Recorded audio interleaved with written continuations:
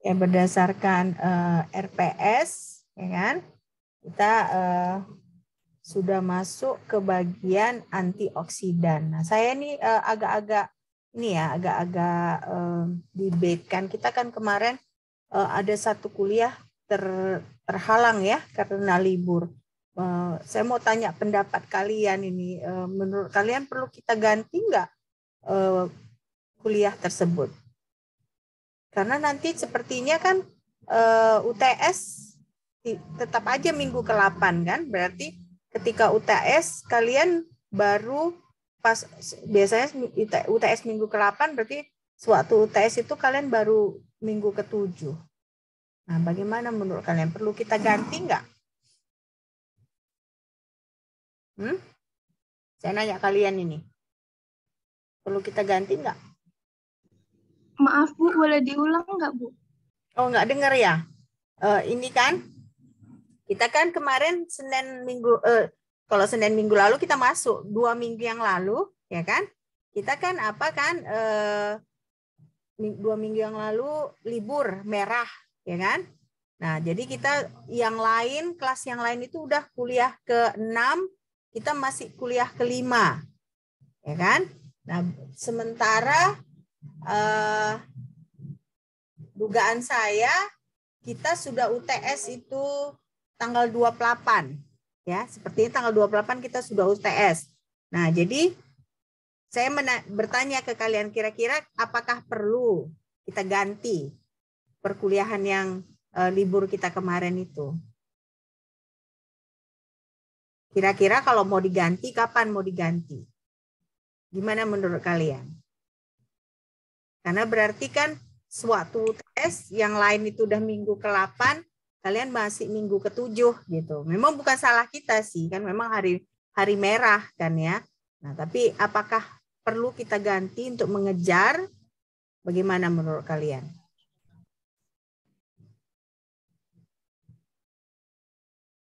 Hah? Coba nanti kalian diskusikan ya, sesama kalian dulu ya. Nanti kalau sesudah kalian diskusikan, apapun hasilnya beritahukan ke saya gitu ya. Karena saya baca di WA grup dosen-dosen, banyak dosen yang mengganti perkuliahan hari itu gitu. Jadi saya nggak mau kan kalau saya nggak kasih kalian kesempatan, nanti kalian ketinggalan dari kawan-kawan yang lain ya. Tapi nanti kalian diskusikan ya, bisa ya? Baik Bu. Saya, oke ya. Maksudnya Bu, ya.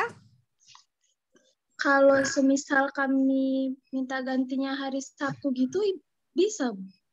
Sabtu bisa, pagi gitu Bu. Pagi Sabtu ini kebetulan nggak bisa karena Sabtu ini saya ada acara. Sabtu malam bisa. Malam. Kalian malam mingguan? Ya.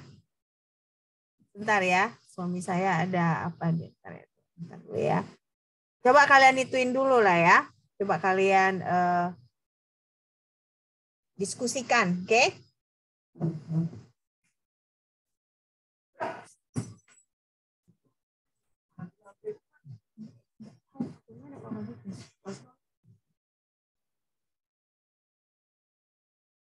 Oke.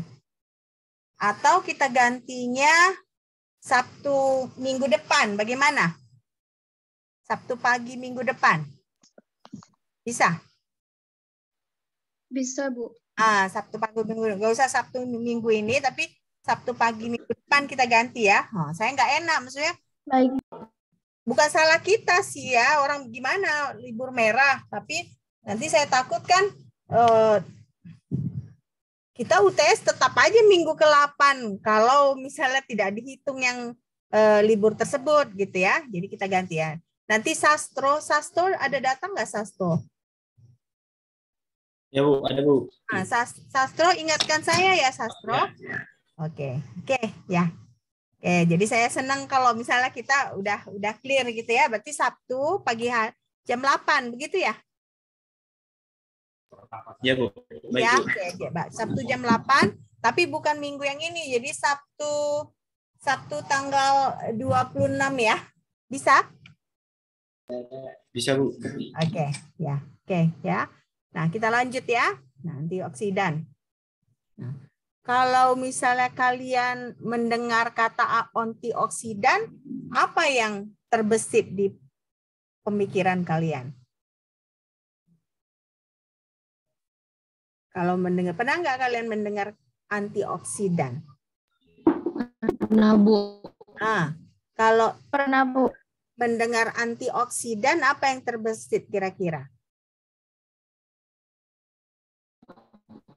Minuman melawan radikal bebas. Kenapa? Makan.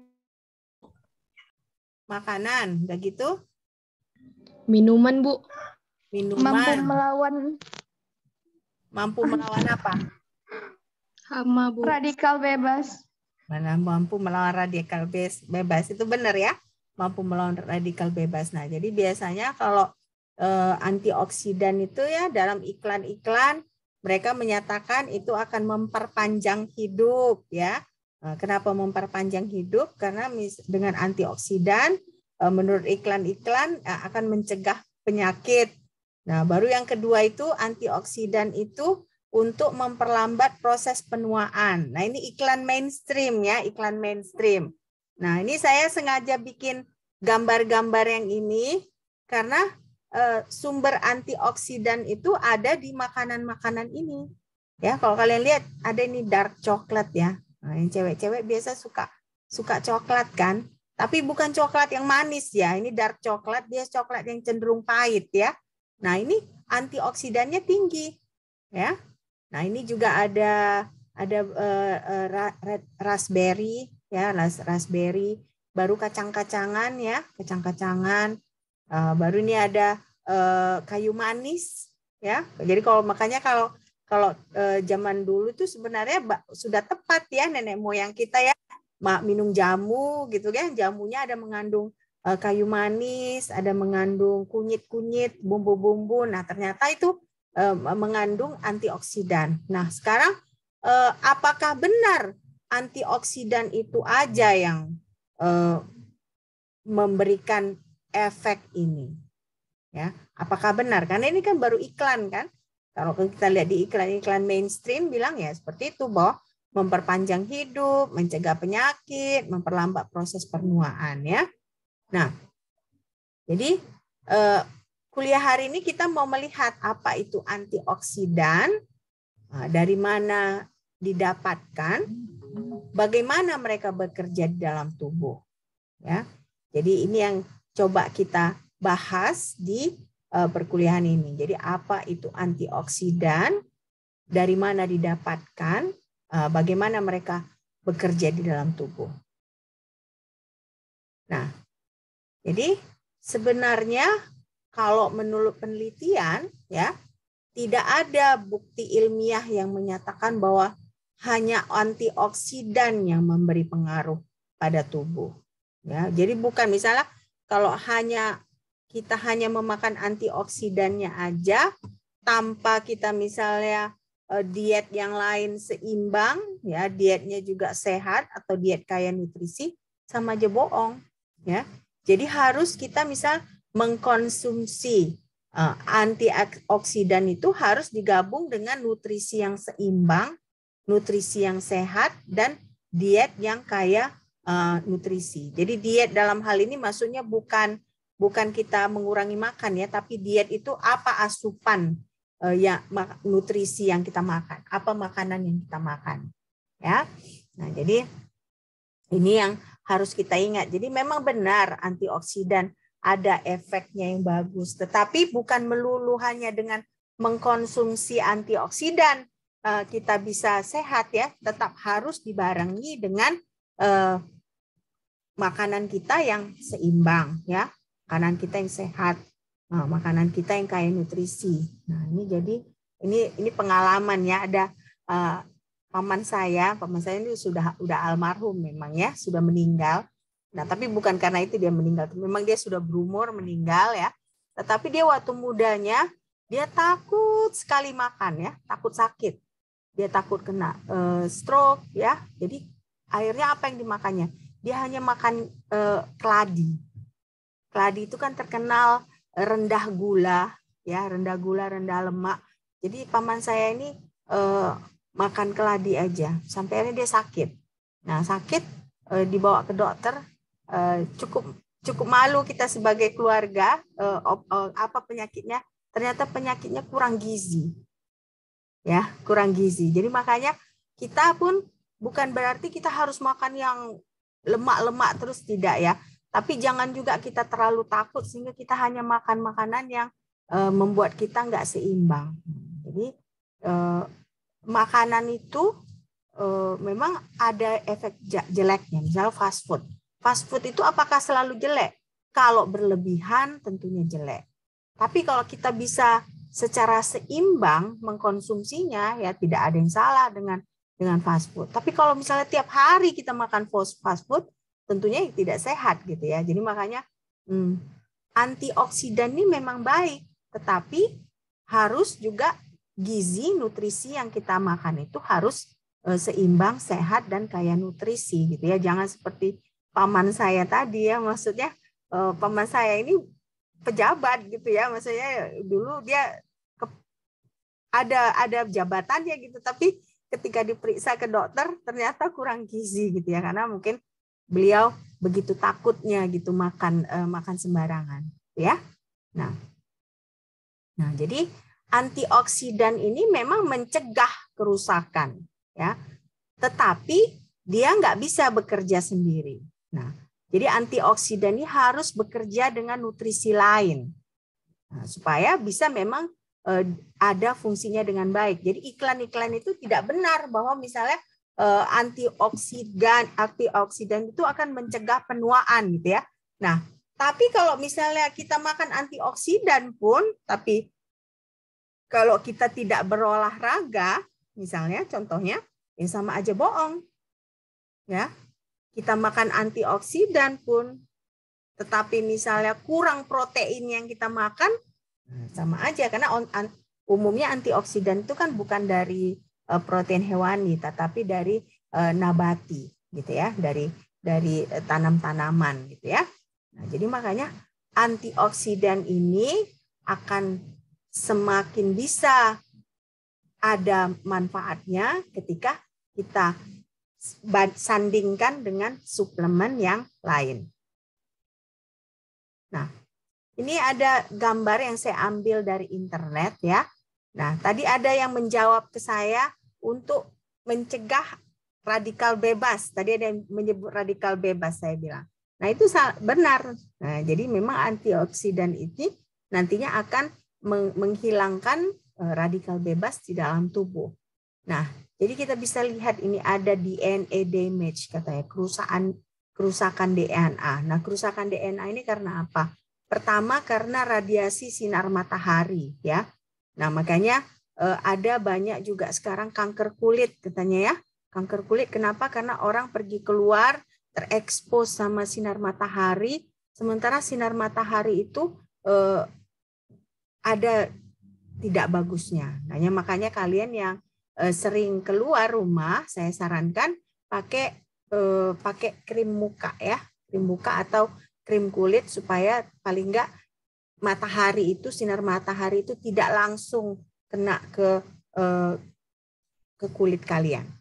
Ya, jadi sebaiknya pakai krim, apalagi kalian yang naik sepeda motor gitu kan, banyak yang kalian naik sepeda motor.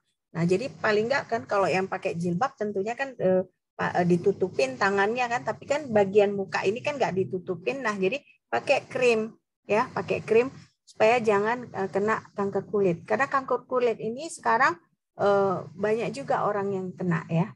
Nah, jadi makanya saya sarankan pakai krim pelindung. Nah, jadi ini sinar matahari. Nah, ada juga yang karena polusi udara ya, polusi udara. Nah, ada juga yang karena radiasi ya. Nah, kalau saya nggak tahu kalian ada baca, katanya sekarang kanker otak juga semakin banyak ya, kanker otak, tumor otak. Kenapa? Karena kita pakai HP nggak sadar, misalnya kita sebelum tidur kita browsing media sosial, tahu-tahu kita ketiduran, HP itu dekat kepala, tertidurnya ya kan radiasi kita nggak tahu. Nah, sebaiknya kalau bisa ketika kalian mau tidur, jauhkan HP kalian, jangan terlalu dekat ya. Karena apa? Karena ya ada radiasinya, ya, radiasi.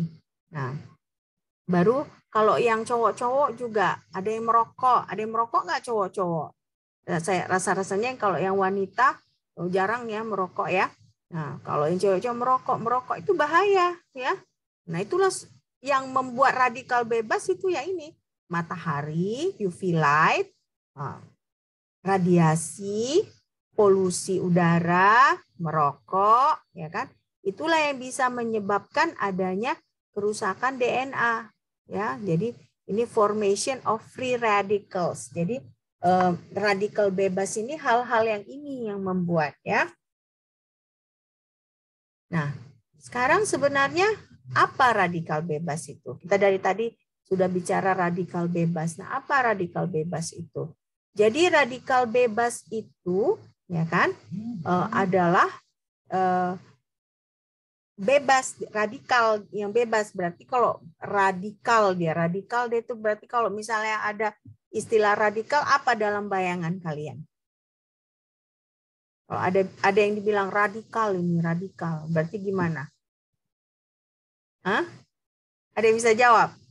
Bagaimana kalau seperti apa radikal itu? Radikal itu berarti kan berangasan gitu kan ya. Soalnya mau apa gitu, memberontak gitu. Nah, jadi yang pertama kita harus tahu ada sel, ya kan? Sel itu adalah yang membangun kehidupan, ya. Nah, sementara ada atom.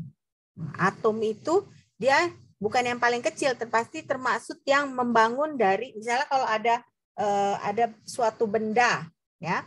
Nah, benda ini dibangun oleh atom-atom. Nah, jadi blok bangunan dasar dari semua materi. Apakah itu materi hidup ataupun materi tidak hidup.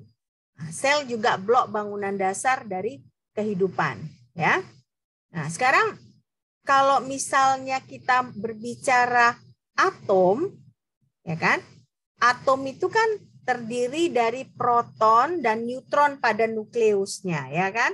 Nah, sementara yang elektron itu dia mengorbit di atom tersebut, ya. Jadi makanya di sini proton dan neutron itu dia dalam inti atom atau nukleus, sementara elektron dia mengorbit. Nah, mengorbit mengelilingi si nukleus, ya. Nah, kalian bingung loh, kenapa Bu kita harus belajar sini? Nanti ada hubungannya dengan radikal bebas tadi. Nah, jadi sekarang kalau nukleus ini kan memiliki muatan positif, ya. Nah, memiliki muatan positif. Dan dia itu biasanya si elektron itu dia bergerak mengelilingi si inti, ya, inti. Tetapi dia itu nggak akan jatuh ke inti, tapi dia hanya bergerak gitu, bergerak. Jadi sama seperti kalau kita bumi, ya kan, kita mengorbit mengelilingi matahari, ya kan. Nah, seperti itulah juga si elektron ini, dia bergerak mengelilingi nukleus. Nah, sekarang ada contohnya. Ini misalnya ada molekul oksigen, ya, molekul oksigen. Kalau kita lihat di sini, yang ini lengkap dia ada pasangannya kan, ada pasangannya, ada pasangan, ada pasangan, ada pasangan, ada pasangan, ada pasangan. Yang ini dia nggak ada pasangannya, ya kan, nggak ada pasangannya. Nah, itulah radikal bebas itu. Jadi elektron ini kan, tiap elektron ini ada energinya. Nah, energinya ini tidak stabil sebenarnya. Kenapa? Karena dia bergantung kepada jumlah elektron. Nah, dia akan stabil si energi elektron itu kalau dia berpasangan, ya. Makanya kalau elektron yang jumlahnya ganjil yang tidak berpasangan, nah itulah yang tidak stabil. Jadi dia selalu mau mencari pasangan. Nah, sama seperti kita manusia kan, kita juga kan kalau nggak ada pasangan kita kan cenderung untuk mencari pasangan kan, nah, cenderung merindukan ada seseorang yang di dekat kita, bukan melulu harus bukan melulu harus pasangan suami istri seperti itu, tapi misalnya kalau kita pun tidak ada keluarga gitu kan, sangat-sangat sedih gitu ya. Jadi makanya sama seperti elektron ini mau selalu berpasangan, Ya, berpasangan. Jadi kalau dia tidak berpasangan, nah dia berusaha mencari supaya dia berpasangan. Nah, itulah radikal bebas itu. Ya, nah di sini apa pengaruhnya sih? Apa pengaruhnya kalau si elektron ini tidak berpasangan? Nah, dia itu misalnya contohnya kalau ada oksigen, ya. Nah, oksigen ini molekul dengan 2 atom. Tadi ada contoh sebelumnya kan, 2 atom. Nah, memiliki 1 elektron yang tidak berpasangan. Nah, itu yang kita sebut sebagai superoksida. Nah, superoksida ini ya, atom-atom yang seperti superoksida ini yang memiliki elektron yang tidak berpasangan, ini yang kita sebut sebagai radikal bebas. Nah, elektron yang tidak berpasangan, nah, atau radikal bebas ini itu yang membuat atom atau molekul tidak stabil. Nah, ini contohnya. Dia ini kan ini 2, 2, 2, 2. Nah, semua ini elektron yang dalam orbit ini dia ada pasangannya. Nah, tiba-tiba 1 elektron keluar sehingga ada 1 yang tidak berpasangan. Nah, inilah yang disebut sebagai oksigen free radical atau oksigen radikal bebas oksigen. Nah, ini khususnya ini kita sebut sebagai superoksida. Ya, superoksida. Oke. Nah, jadi sebenarnya ketidakstabilannya itu ya berbahaya ke apa? Berbahaya ke DNA, berbahaya ke RNA, berbahaya ke protein, asam lemak. Nah, ini justru inilah senyawa-senyawa yang membangun tubuh kita ya kan? DNA, RNA, protein, asam lemak. Nah, sementara radikal bebas yang tadi itu, yang terbentuk tadi itu, dia menyerangnya yang ini. Ya, ini dia, ini DNA, ini RNA, ya. Nah, ini ada protein, ya. Protein itu ada primer, sekunder, tersier, ya kan. Nah, baru ini ada juga asam lemak. Oke. Nah, bagaimana dia yang terjadi jika ada radikal bebas? Jadi ketika ada radikal bebas akan ada reaksi berantai. Nah, reaksi berantai itu akhirnya dia merusak sel. Ya, akhirnya merusak sel. Misalnya contohnya ini. Ada radikal bebas. Nah, dia ternyata mengganggu si asam lemak sehingga radikal bebas itu kan dia ada elektron yang nggak berpasangan. Nah, dia curi 1 elektron dari asam lemak. Nah, akhirnya si asam lemak itu ada salah 1 elektronnya yang nggak berpasangan, ya kan? Nah, jadi berarti si asam lemak yang mempunyai elektron tidak berpasangan itu mencuri lagi asam lemak yang di sampingnya. Jadi ada reaksi berantai, begitu seterusnya. Akibatnya karena asam lemak itu ada pada membran, ya, sel membran, akhirnya karena ada reaksi berantai ini terus-menerus, nah permeabilitas dengan fluiditas dari membran sel itu berubah. Nah, setelah berubah permeabilitas dengan fluiditasnya, berarti kalaupun ada protein dalam membran sel itu, aktivitas dalam protein itu akan menurun. Nah, akibatnya si protein ini mengalami perubahan struktur karena aktivitasnya menurun. Nah, karena si proteinnya ini mengalami perubahan struktur, nah, si proteinnya otomatis karena dia berubah, fungsi-fungsinya juga terhenti. Ya. Nah, jadi itulah reaksi berantai tersebut. Misalnya tadinya kan ada oksigen. Nah, karena misalnya ada polusi, karena misalnya ada radiasi, akhirnya si oksigen itu berubah jadi superoksida. Nah, ternyata superoksida itu menyerang asam lemak yang ada di membran tubuh kita, sel membran tubuh kita. Nah, 1 asam lemak diserang, si asam lemak yang diserang ini menyerang lagi tetangganya, menyerang terus-terusan. terjadi sampai akhirnya hampir seluruh asam lemak dalam sel membran itu sudah diserang, sehingga akhirnya karena sel membran itu terdiri juga protein, sehingga karena asam lemaknya itu sudah ada sudah kehilangan elektron, nah proteinnya juga mengalami penurunan aktivitas. Nah, karena turun aktivitas si protein, ya, strukturnya juga berubah. Nah, karena strukturnya berubah, fungsi-fungsi yang harusnya dilakukan oleh protein ini, ya, akhirnya terhenti. Nah, jadi makanya jadi akibat jelek dari radikal bebas ini adalah reaksi berantai. Ya, reaksi berantai. Nah, kalau reaksi berantai ini terus-menerus terjadi, tidak dilakukan pencegahan, ya kan?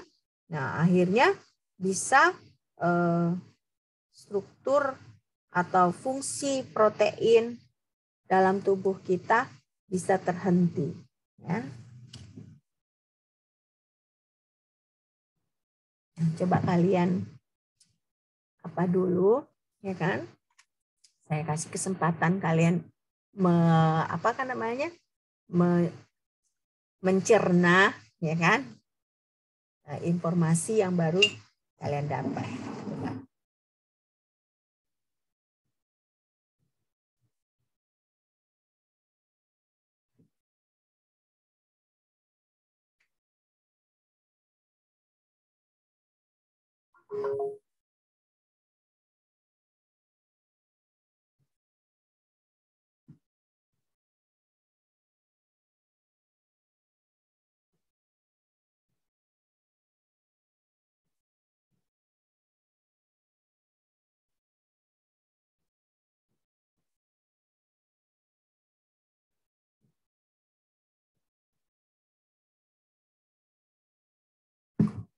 Oke, kita lanjut.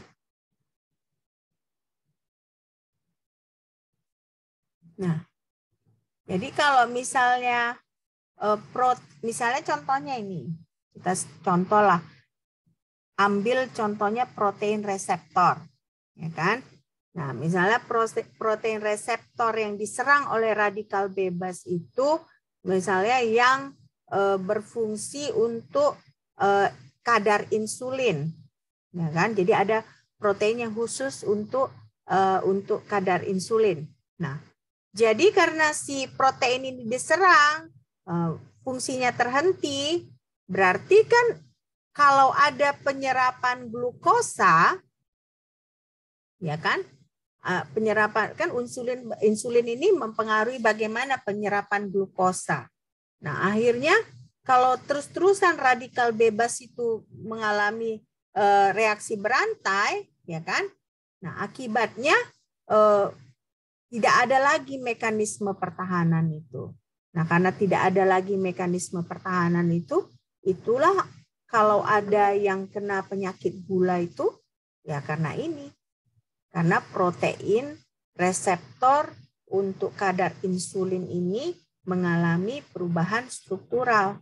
Nah, makanya kalau kalian ada baca banyak kegemukan, ya kan? Misalnya seseorang itu obesitas, ya. Nah, obesitas itu awalnya kenapa? Karena kalau obesitas kan berarti misalnya dia makan banyak tidak seimbang, ya kan? Akibatnya misalnya dia banyak makanan-makanan yang tidak sehat, akhirnya banyak radikal bebas dalam tubuh. Nah, tapi tidak diselinginya dengan misalnya dia makan itu tidak diselingi dengan olahraga. Nah, akibatnya terus-menerus reaksi berantai tadi terjadi. Nah, berarti karena hal seperti itu akhirnya ya tubuhnya itu tidak mampu lagi menyerap glukosa. Nah, karena tidak mampu menyerap glukosa, akibatnya glukosanya tinggal di darah. Nah, itulah yang menyebabkan gula darahnya naik. Ya. Oke. Sekarang kita tadi ada baca sistem pertahanan tubuh. Nah, sebenarnya ya radikal bebas itu akan selalu ada, ya apalagi kita sekarang lingkungan kita kan semakin tidak baik gitu ya. Nah, jadi radikal bebas itu selalu akan ada. Sekarang masalahnya bagaimana tubuh kita ini ya kan membuat mekanisme pertahanan agar misalnya dampak dari radikal bebas itu dapat dikurangi, ya, karena kita nggak bisa mencegah radikal bebas ini.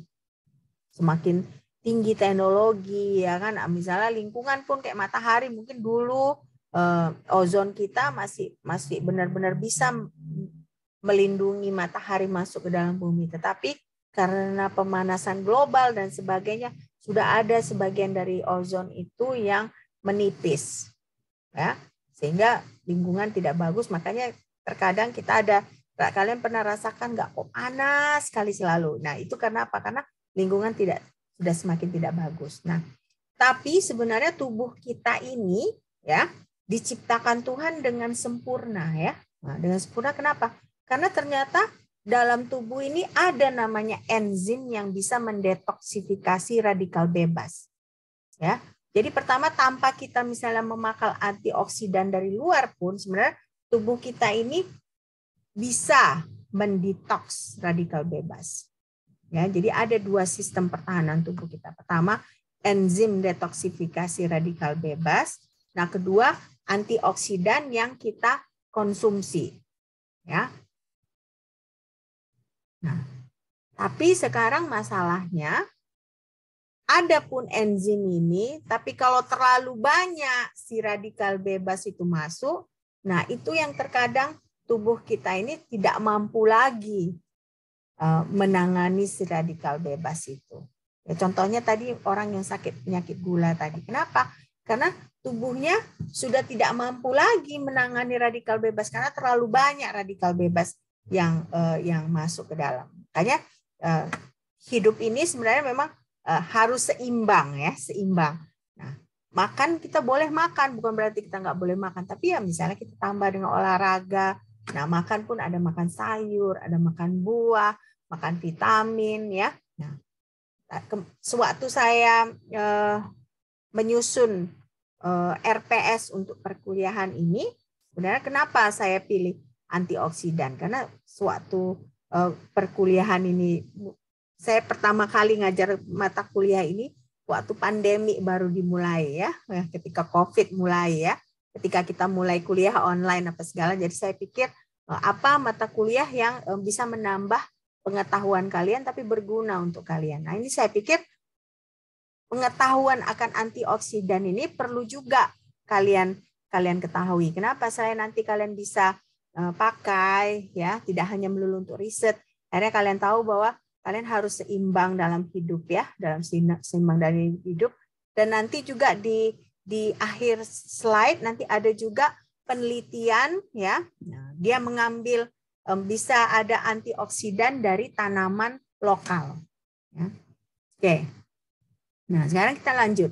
Nah, detoksifikasi versus antioksidan. Nah, tadi saya ceritakan kalau misalnya dalam tubuh ada enzim detoksifikasi.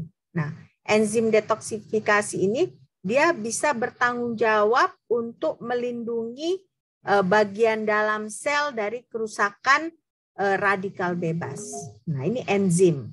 Nah, sementara antioksidan ini adalah molekul yang bisa memblokir, ya, radikal bebas dari mencuri elektron. Nah, kalau si enzim ini kan tadi dia bekerja dari dalam sel, ya, dari dalam sel. Tetapi kalau antioksidan dia bekerja dari dalam ataupun dari luar sel, ya.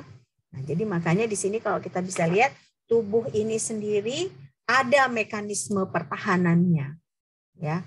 Apakah itu enzim detoksifikasi ataupun antioksidan, ya. Nah, jadi yang pertama, ya kan, enzim detoksifikasi radikal bebas ini namanya superoxide dismutase. Superoksida dismutase atau sering disingkat dengan SOD. Nah, SOD ini apa aja di dalamnya? Dia punya namanya kofaktor mangan, tembaga, dan sel. Ya, kofaktor mangan, tembaga, dan sel. Nah, ini bisa digunakan untuk detoksifikasi radikal bebas. Ya, nah jadi makanya kalau di sini ketika misalnya ada radikal bebas, ya dilakukan detoksifikasi memakai SOD ini, berarti si radikal bebas itu berubah jadi hidrogen peroksida dan oksigen. Ya, kan kalian ingat tadi kan salah satu radikal bebas yang ada di dalam tubuh itu adalah oksigen yang kehilangan satu elektron. Ya, oksigen yang kehilangan satu elektron atau kita sebut superoksida. Superoksida, ya. Nah, si superoksida itu kalau masuk ke dalam tubuh bisa dihilangkan atau diubah menjadi hidrogen peroksida dan oksigen. Ya, memakai si SOD ini. Nah, kalau dia udah jadi oksigen, dia nggak radikal bebas lagi, ya kan? Karena dia sudah lengkap elektronnya. Nah, tapi si hidrogen peroksida yang ini, dia sebenarnya masih radikal bebas, tetapi dia tidak separah si superoksida yang awal radikal bebas awal tadi. Oke? Ada pertanyaan sampai di sini? Saya nggak mau nanti terus maju, kalian nggak ngerti. Coba, ada pertanyaan?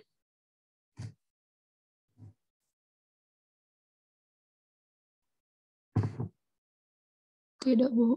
Tidak? Oke. Nah, jadi si hidrogen peroksida ini dia, ya kan? Sebenarnya masih radikal bebas, tetapi dia kurang reaktif kalau dibandingkan superoksida awalnya. Ya, superoksida awal. Jadi superoksida masuk ke dalam tubuh. Nah, ketika dia masuk ke dalam tubuh langsung dilawan oleh SOD. Ngelawannya bagaimana? Si superoksida itu dilawan sehingga berubah menjadi H2O2 dan O2. Nah, O2-nya udah tidak radikal bebas lagi. Tapi H2O2-nya ini memang masih dianggap radikal bebas, tetapi dia tidak reaktif, kurang reaktif dibandingkan superoksida, ya. Nah, jadi apa karakteristiknya si enzim SOD ini? Karakteristiknya adalah pertama dia enzim yang tercepat, jadi cepat dia prosesnya, ya, cepat dia prosesnya, dan dia dapat diseduksi. Seduksi. Apa maksudnya seduksi ini? Berarti semakin tinggi dia terpapar oleh superoksida, semakin banyak jumlah enzim ini. Nah, berarti kan kalau semakin banyak jumlah enzimnya, semakin tinggi juga aktivitas detoksifikasi mereka. Jadi inilah karakteristiknya. Cepat dia prosesnya, baru dia dapat diseduksi, ya. Apa artinya diseduksi? Artinya bahwa kalau semakin banyak radikal bebas yang masuk, secara otomatis dia bertambah banyak si SOD ini. Nah, berarti kalau SOD ini semakin banyak, berarti aktivitas detoksifikasinya juga semakin banyak.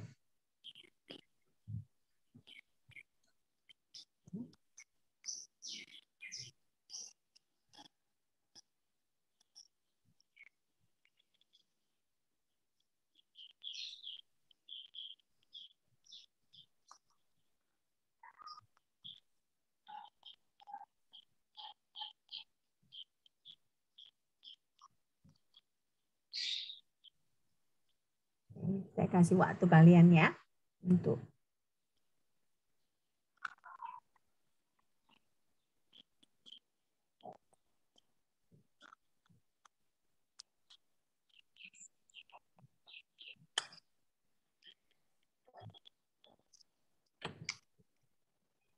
Oke, lanjut. Nah, yang kedua itu ya, enzim yang bisa mendetoksi radikal bebas adalah katalase. Ya, katalase. Nah, kalau katalase ini dia mengandung zat besi sebagai kofaktor. Nah, si katalase ini fungsinya dia bisa mengubah hidrogen peroksida menjadi air dan oksigen. Nah, berarti kan si SOD tadi kan belum selesai sebenarnya pekerjaannya kan, karena dia mengubah si superoksida menjadi apa? Superoksida menjadi oksigen dan oksigen dan O2. hidrogen peroksida, ya kan? H2O2, oke? Nah, jadi yang tidak selesai dari SOD itu dilanjutkan oleh si katalase. Karena si katalase itu dia mengubah H2O2 ya atau hidrogen peroksida menjadi air dan oksigen. Nah, berarti makanya di sini ditulis si katalase ini berfungsi untuk menyelesaikan reaksi detoksifikasi yang sudah dimulai oleh enzim SOD. Ya. Nah, bagaimana karakteristiknya? Di dalam sel itu si katalase ini tinggi jumlahnya. Nah, terus karena tinggi dia terus berpatroli, ya. Berpatroli dia terus-terusan. Kenapa? Karena dia langsung mau berpatroli mencari si molekul hidrogen peroksida tadi, ya. Nah, kalau tadi kan kita melihat si SOD tadi kerjanya cepat, ya satu. Kedua dia seduksi. Seduksi itu berarti kan semakin tinggi jumlah radikal, semakin banyak jumlahnya. Nah, kalau si katalase ini dia efisien. Nah, maksudnya efisien dia mampu menghancurkan jutaan molekul hidrogen peroksida per detik. Ya. Jadi dalam per detik dia bisa jutaan molekul hidrogen peroksida yang dihancurkan. Ya.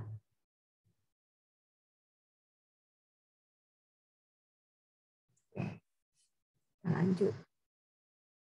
Nah, berarti itu si katalase. Nah, yang ketiga ini namanya glutathione peroksidase. Ya, glutathione peroksidase. Nah, dia mengandung selenium mikronutrien. Selenium mikronutrien. Nah, ini dia si glutathione ini mirip dengan katalase. Ya, berarti fungsinya adalah mengubah hidrogen peroksida menjadi air dan oksigen. Ya. Jadi mengubah hidrogen peroksida menjadi air dan oksigen. Nah, sekarang kita lihat lagi. Ada hidrofilik, ada hidrofobik. Nah, kalau hidrofilik apa artinya? Ini. Cinta air ya. Hidrofilik itu cinta air, berarti dia larut dalam air. Hidrofobik ya sama kan fobia, berarti dia nggak suka dalam air ya. Nah, berarti tidak larut dalam air, tapi dalam hal ini dia larut dalam lipid ya, dalam lemak. Nah, jadi ternyata antioksidan ini ada yang hidrofilik, ada yang hidrofobik ya. Nah, berdasarkan dia apakah dia hidrofilik atau hidrofobik, nah disitulah kita bisa bedakan di mana mereka bisa bekerja dengan baik. Nah, misalnya contohnya ada antioksidan yang hidrofilik, berarti kan dia hidrofilik cinta air, larut dalam air. Nah, otomatis dia akan bekerja dalam sel atau dalam cairan ekstraseluler seperti darah. Nah, jadi makanya kalau kita mau mencari antioksidan yang bisa bekerja di dalam darah, kita harus cari antioksidan yang hidrofilik atau antioksidan yang larut di dalam air.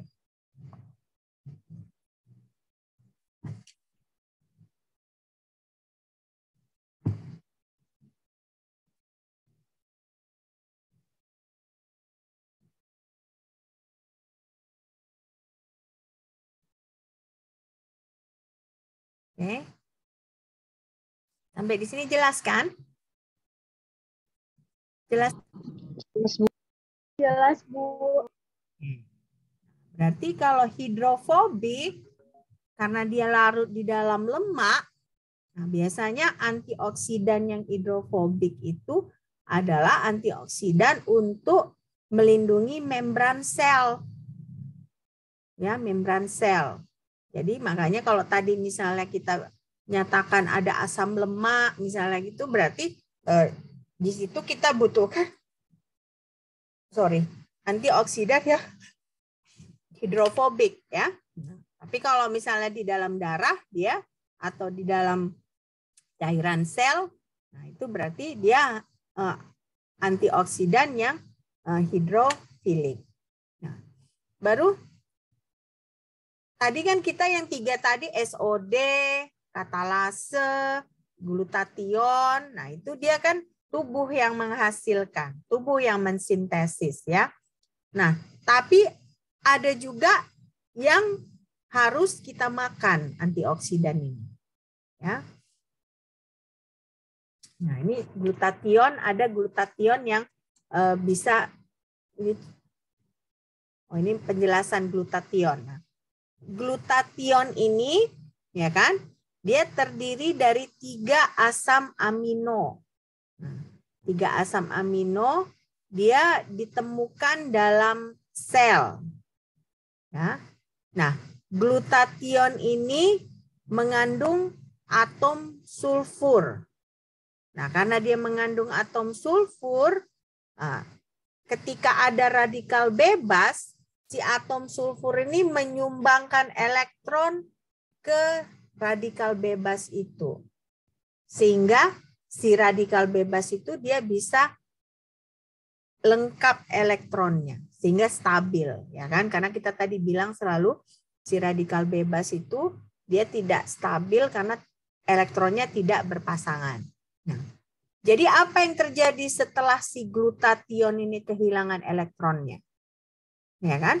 Karena misalnya kalau glutat kan sesudah si sulfur menyumbangkan elektronnya kan berarti si glutathione itu ada 1 elektronnya yang enggak berpasangan. Nah, secara enzimatik ya si glutathione ini bisa lagi dapat elektron. Jadi ada regenerasi ya, regenerasi enzimatik dari si glutathione ini. Nah, sehingga bagaimana? Berarti nanti kalau ada lagi radikal bebas, si glutathione ini bisa lagi melakukan fungsinya. Ya. Nah, ini ada asam urat. Nah, kalau kalian dengar asam urat, apa yang dalam bayangan kalian? Penyakit, Bu. Penyakit ya. Sakit, Bu. Sakit kalau kaki ya, sakit kaki, kita misalnya kaki kita sakit itu orang bilang langsung, oh itu asam uratnya pasti tinggi itu ya, gitu ya. Nah, kenapa gitu? Karena ternyata asam urat ini ya, ini adalah molekul perantara metabolik dalam pemecahan nukleotida. Makanya kalau misalnya kalian banyak makan daging, ya kan, banyak makan ati ayam, banyak makan rempela, nah itulah kalian yang kena asam urat tinggi.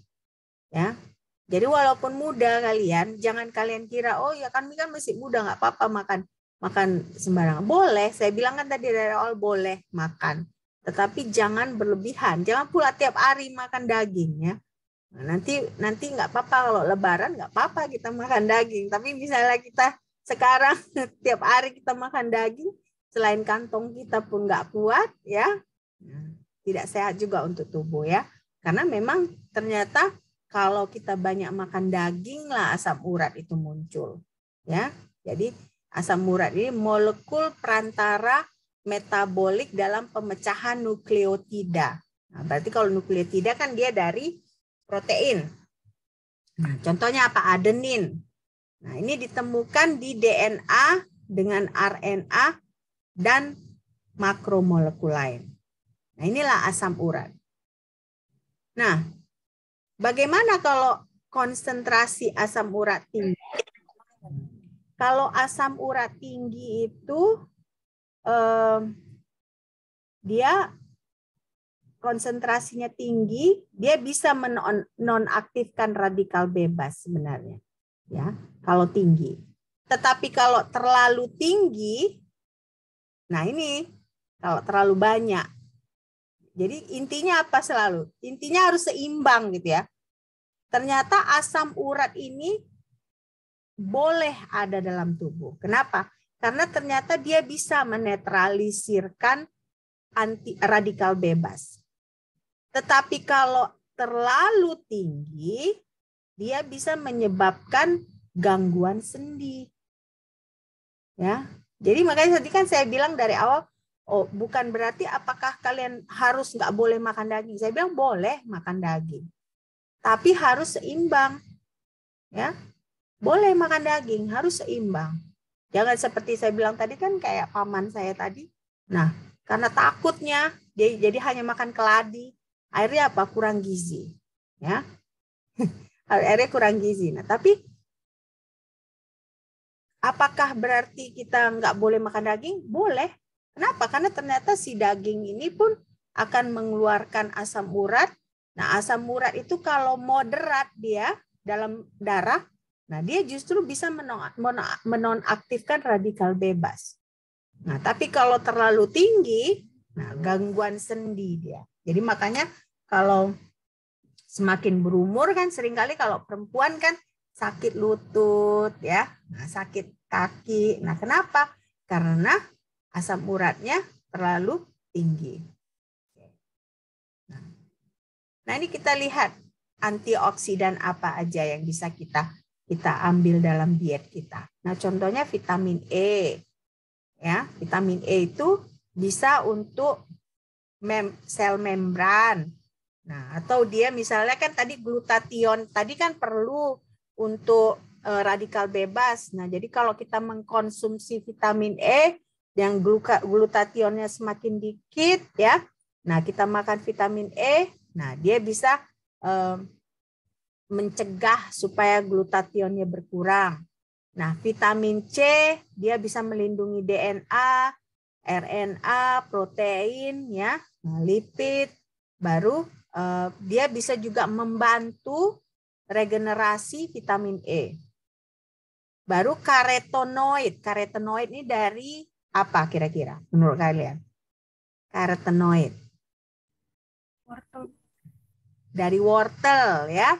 Nah, dari wortel, nah dia free radical scavenger. Berarti dia kayak pemulung.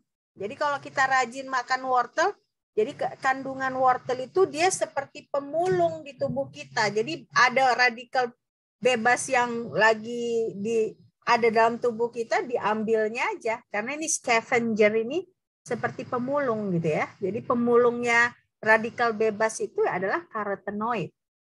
Ya. Baru ada juga selenium. Ya.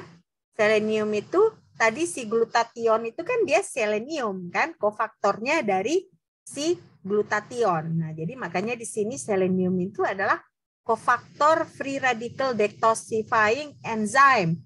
Jadi makanya selenium ini kofaktor dari glutathione. Nah, karena dia kofaktor dari glutathione, dia juga membantu agar misalnya kalau dalam tubuh kita kurang vitamin E dan C, nah kalau selenium ini bisa membantu regenerasi vitamin C dan vitamin E. Ya, nah, jadi makanya inilah antioksidan yang bisa kita makan sebagai bagian dari diet kita. Sekarang ada radikal bebas bantu sistem kekebalan tubuh. Ya. Misalnya contohnya ini, tubuh kita itu ada pertahanannya kan terhadap radikal bebas. Nah, tapi kalau ada radikal bebas juga terkadang membantu membunuh patogen. Jadi kalau ada virus ya, terkadang radikal bebas dalam tubuh kita ini juga membantu membunuh virus-virus tersebut. Ya, jadi makanya kita tidak bisa mencegah 100% tidak ada radikal bebas dalam tubuh kita. Kenapa? Karena radikal bebas ini pun ada fungsinya.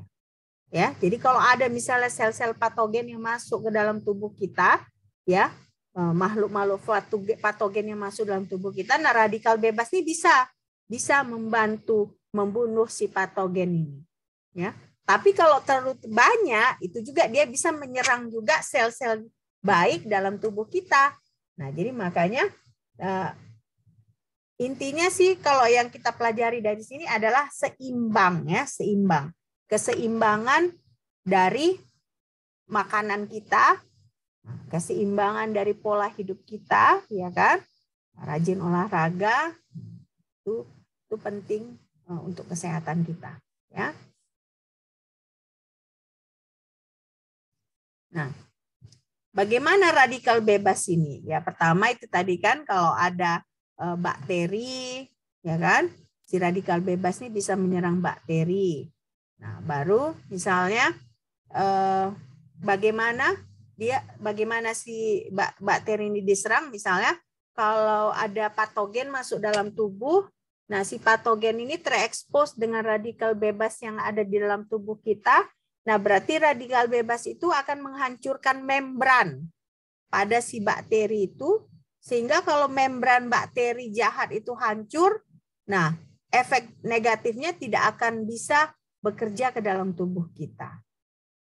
Ya, jadi radikal bebas pun tidak melulu dia memang jahat, ya, dengan komposisi yang sedikit itu, nah, dia bisa juga membunuh sel-sel makhluk-makhluk patogen yang masuk ke dalam tubuh kita. Nah, ini ada fungsi radikal bebas. Nah, misalnya kita punya kelenjar tiroid, ya kan? Nah, kelenjar tiroid ini mensintesis hidrogen peroksida. Ternyata tubuh kita pun membutuhkan hidrogen peroksida. Untuk apa? Untuk produksi hormon tiroid. Nah, hormon tiroid ini dibutuhnya untuk apa? Untuk metabolisme tubuh kita, ya. Nah, kalau kita kurang hormon tiroid itu, ini yang kita bisa lemas badannya, kurang bersemangat, gampang capek. Nah, jadi ternyata hidrogen peroksida pun kita butuhkan. Tadi ingat kan, hidrogen peroksida itu pada dasarnya adalah radikal bebas juga, walaupun dia kurang aktif, kurang reaktif dibandingkan superoksida. Berarti radikal bebas ini juga ada ditemukan berinteraksi, ya, dalam protein dalam sel. Gunanya untuk apa? Untuk sinyal, molekul sinyal. Dan tubuh kita ini kan ada juga molekul-molekul yang ada gunanya untuk sinyal, ya, sinyal. Nah, baru ada juga oksida nitrat radikal.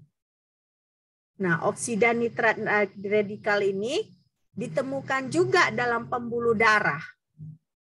Nah, gunanya apa? Supaya pembuluh darahnya lebar, sehingga si radikal bebas oksida nitrat ini bisa membawa pesan kimia ke otak. Ya, pesan kimia ke otak. Oke, jadi makanya semuanya harus seimbang. Ya, semuanya harus seimbang. Tidak perlu kita terlalu takut sehingga nggak makan, tetapi jangan pula kita over makannya. Ya, jangan pula semua dimakan, ya. Jadi harus juga ada batasannya. Yang paling penting itu adalah seimbang. Nah, ini ada juga radikal bebas dari metabolisme tubuh, ya. Nah, karena ternyata tubuh kita menciptakan radikal bebas melalui metabolisme yang normal. Nah, contohnya ini tadi kan, kelenjar tiroid, dia mensintesa hidrogen peroksida sendiri. Ya, jadi tubuh kita pun ada memproduksi radikal bebas. Nah, tapi ketika jumlahnya, ya, melebihi kemampuan tubuh kita untuk menghilangkan atau menetralkan, ya, jadi ketika terlalu banyak tubuh kita memproduksi radikal bebas, itu yang tidak seimbang dia secara oksidatif.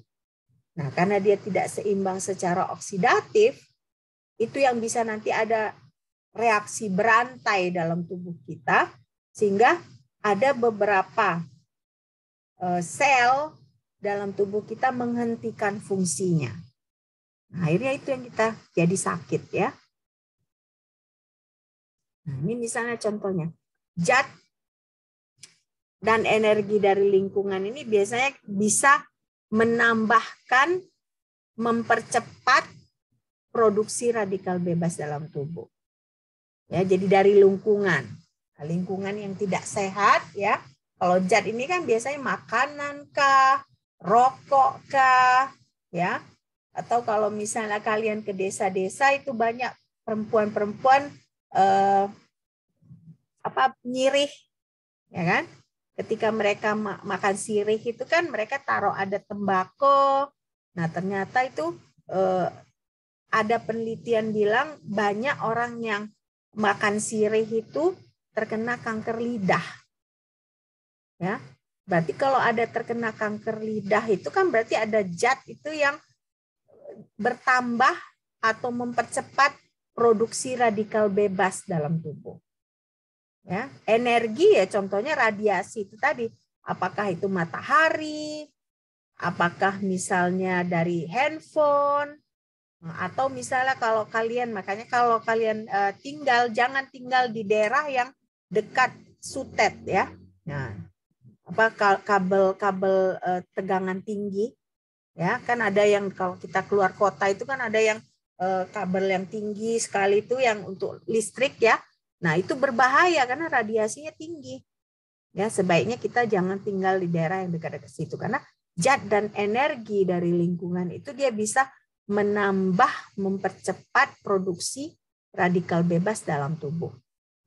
Nah, ini kita lihat yang bisa menambah radikal bebas. Sinar matahari yang berlebihan, nah, ozon, ya kalau ozonnya menipis, asap, logam berat, radiasi pengion, asbes, bahan kimia beracun lainnya. Nah, kalau misalnya kita di Indonesia memang belum dilarang. Kalau kita di luar negeri sudah dilarang, nggak boleh pakai asbestos.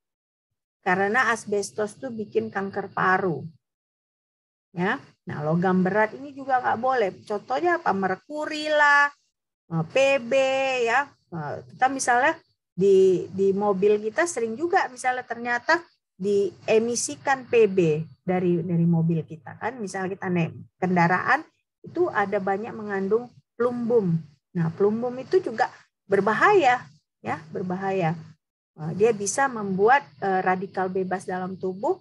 Nah, jadi radikal bebas itu yang membuat sebenarnya kanker, ya, atau misalnya sekarang banyak pasangan-pasangan yang susah punya anak, ya, infertilitas. Nah, itu semua radikal bebas. Makanya kalaupun kalian pergi ke dokter kandungan, hal yang pertama misalnya disarankan oleh dokter kandungan adalah banyak memakan antioksidan. Agar pertama itu radikal bebas dalam tubuh itu bisa dikurangin gitu ya. Nah, jadi makanya inilah yang menyebabkan radikal bebas ya. Sekarang bagaimana radikal bebas melakukan? Mereka melakukannya menjadi radikal bebas sendiri. Kenapa? Karena mereka berusaha mengambil elektron yang lain gitu ya. Karena misalnya mereka kan kalau radikal bebas ini tidak ada satu elektron yang tidak berpasangan. Nah, jadi mereka punya energi untuk mengambil elektron dari atom yang lain. Nah, itulah radikal bebas. Nah, jadi makanya kalau paparannya berlebihan bisa menyebabkan penyakit. Ya, jadi makanya kalau sinar matahari, kalau kalian terlalu sering keluar itu bisa kanker kulit. Kanker kulit ya. Nah, atau kalau kalian merokok bisa jadi kena kanker paru. Ya, jadi banyak hal. Jadi makanya paparan berlebihan dari radikal bebas itu menyebabkan penyakit. Nah, baru kalau ada berlebihan juga radikal bebas, nanti sistem detoksifikasi di dalam tubuh kita juga tidak berjalan. Nah, karena tidak berjalan akhirnya ada kerusakan oksidatif, ya. Stres oksidatif ini nanti kalian pelajari sendiri. Nah, saya cuman nanti ini sedikit lagi ya, karena kita sudah 1 jam lebih. Nah, ini nanti saya upload di Sibda paper ini, kalian baca. Nah, ini paper mereka berusaha mencari, mengukur ya aktivitas antioksidan dari bunga cantigi ungu. Nah, ini dia bunganya. Jadi bunga dia. Tapi ternyata aktivitas antioksidannya ada. Ya, dan mereka bisa mengukurnya. Nah, ini bunga ini khas di daerah pegunungan di Jawa. Nah, kalau di Jawa ada bunga yang mempunyai aktivitas antioksidan, saya rasa di Sumatera pasti juga lebih banyak ya, karena kita kan hutan kita masih lebih banyak daripada di Jawa. Nah, jadi cuman inilah salah satu contoh ya, para peneliti ya mengambil tanaman lokal sebagai sumber antioksidan. Nah, jadi kalian pun rata-rata kan dari Sumatera kan? Benar nggak? Iya, Bu. Coba nanti ya iseng-iseng ya kan, kalian cari apa sih tanaman, ada nggak bunga-bunga seperti ini yang mungkin nenek-nenek kalian dulu sudah pakai untuk pencegah penyakit gitu ya. Nah, ini dia. Jadi ini contohnya, mereka pertama berusaha mencari senyawa apa yang bisa meredakan radikal bebas dari si bunga ini. Nah, ini dia bunganya, cantik bunganya ya. Nah, sebagai efek antioksidan bagi tubuh manusia. Oke. Nah, jadi ada metodenya. Nah, kalian bisa pelajari nanti pakai metode DPPH ya. Nah, dengan metode DPPH ini bisa ditentukan aktivitas antioksidannya. Ya. Nah, baru reaktivitasnya. Reaktivitasnya bagaimana? Berarti si ekstrak dari cantigi ungu itu direaksikan dengan radikal ya, radikal apa benar nggak bisa dia meredakan radikal bebasnya. Baru mereka bandingkan dia spektrumnya itu dengan data dari NIST ya, National Institute Standard Technology. Nah, dari situ mereka tahu apa senyawa mereka tersebut. Oke, nah nanti jadi saya akan upload ya di Sibda seperti biasa agar kalian juga bisa baca. Nah, nanti kalian tanya bagaimana UTS-nya, Bu? Nah, UTS-nya saya ambil biasanya dari paper yang saya upload ya dan dari slide. Jadi makanya paper-paper yang saya upload di slide saya harap kalian baca. Oke? Ya. Apa ada pertanyaan sampai di sini? Ada pertanyaan? Tidak ada, Bu. Tidak ada, Bu. Apa mahasiswa yang nggak datang ini? Datang semua ya? Hah? Datang semua?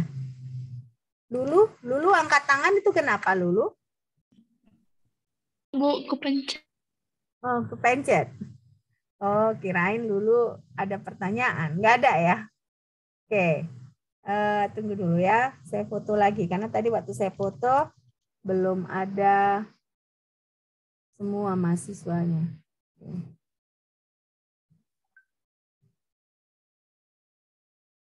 Bentar ya. Berarti kita banyak ya ngambil kelas ini ya.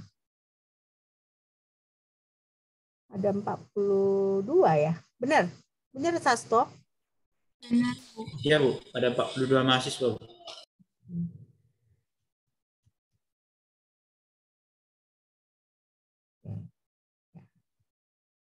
Oke, kalau tidak ada pertanyaan lagi, kita sudahi ya perkuliahan hari ini. Saya rasa banyak informasi yang kita dapat hari ini ya.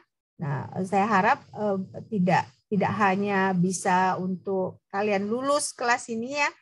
Saya berharap bisa kalian pakai dalam kehidupan kalian. Oke, sampai jumpa minggu depan dan Sabtu depan. Oke.